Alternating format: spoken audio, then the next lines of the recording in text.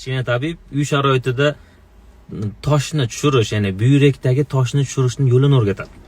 Albatta, like, podpiska bosishni unutmang. Tekin maslahatlar hech qayerda yo'q. Bu kitoblarda tasdiqlangan narsalardan sizlarga aytib o'tyapman.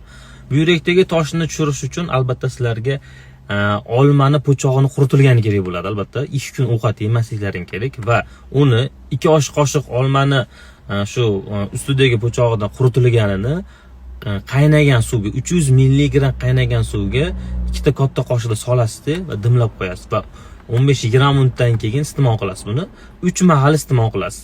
Ertalab soat 10:00 da, obedda 14:00 da va 16:00 da iste'mol qilasiz.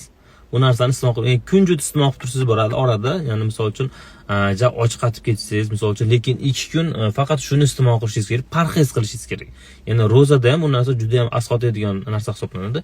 Buyrakdagi toshlarni juda ham ko'p insonlar, ayniqsa erkaklarda bu narsa juda ham qiyin tushishi. Shuning uchun bular pristup bermasligi uchun, boshqa narsalar bo'lmasligi uchun yengil 100 gram, 150 gramdan sekin dozani ko'tarib boshlashingiz kerak.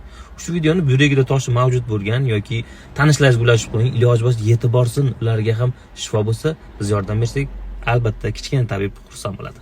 Sog' bo'ling.